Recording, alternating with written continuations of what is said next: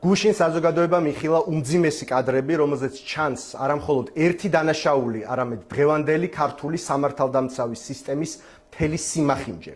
ქართული ოცნება, რომელიც ხელისუფლებაში მოვიდა ციხის კადრების შედეგად და რომელსაც პრაქტიკულად გადაჰყვა წინა ხელისუფლება, ახლა თავად გახდა მოძალადე სისტემის შემოქმედი.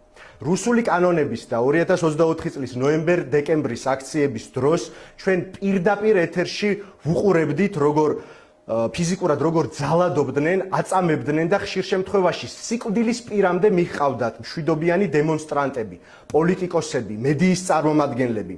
ამ დანაშაულთა ჩამდენები არამხოლოდ პასუხისგებაში არ მიუციათ, არამედ იდენტიფიცირებულებიც კი არ არიან. მაგრამ გორში მომხდარმა ინციდენტმა ცხადყო, რომ სამართლებრივი სისტემა მთლიანად მომპალია. პოლიციელის ღირსებისგან და ადამიანობისგან სრულიად დაცლილი ადამიანები აწამებენ მოქალაქეს. და ეს რომ არა შემთხვევით გადაღებული ვიდეო კადრები დღეს განსასჯელთა სკამზე იჯდებოდა თავად დაზარალებული და არა პოლიციის მუნდირის შემარცხვენელი ეს 6 კრიმინალი. შემთხვევით გადაღებულმა ვიდეო კადრებმა მხოლოდ აისბერგის წვერი გამოაჩინა და დაგვანახა, რომ საქმე გვაქვს სისტემურ დანაშაულთან, რომელსაც ერთი და ორი პირის საჩვენებლად პასუხისგებაში მიცემა ვერ უშველის, ისევე როგორც ცოტა ხნის წინ 5 სპეცრაზმელის დაკავება არაფერს ნიშნავს იმ ასობით დანაშაულთან მიმართებაში, რომლის ჩაფარცხვასაც ქართული ოცნება ცდილობს. ქართულ ოცნებას ახლა მხოლოდ უწევს ამ პირების გაწირვა და კვლავ შერჩევით სამართალს იყენებს.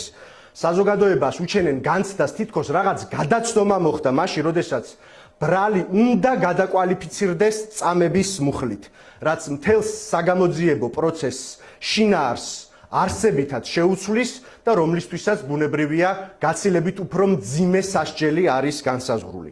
ამის საპირისპიროდ ჩვენ გვახსოვს საჩვენებლად, დემონსტრაციულად დამძიმებული ბრალი ალეკო ელისაშვილისთვის და მზია ამაღლობელისთვის. საქართველო გადაიქცა პოლიციურ სახელმწიფოდ, სადაც თვითნებობით გათამამებული პოლიციელები უკანონოდ აჩერებენ, ჩხრეკენ არასრულწლოვნებს, ბავშვებს და როგორც აღმოჩნდა, ძალადობენ და აწამებენ კიდეც მოქალაქეებს. ნებისმიერ ნორმალურ ქვეყანაში ასეთ დროს პოლიტიკურ პასუხისმგებლობას აიღებდა შინაგან საქმეთა მინისტრი და მთავრობის მეთაური. ჩვენ მოვითხოვთ ყველა პირი, ვინც ჩაიდინა დანაშაული დაისაჯოს კანონის უმკაცრესი სიმკაცრით, მთელი სიმკაცრით და პოლიტიკური პასუხისმგებლობა აიღოს ყველამ, ვისი ნებართვით და დუმილითაც სისტემა ღირსებას ულახავს ჩვენს საზოგადოებას. დიდი მადლობა.